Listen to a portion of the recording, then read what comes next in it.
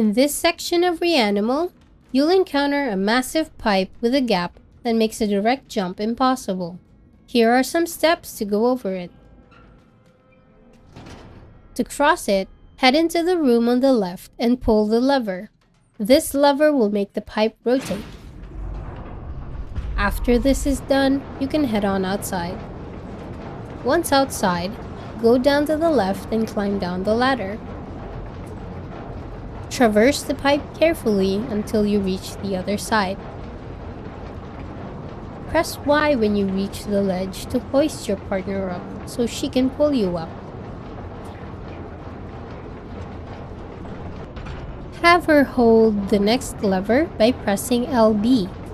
This holds the pipe in place while you move through.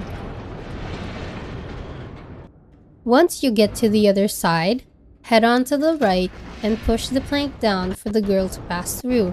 And that's how you get through the rolling pipe in REANIMAL.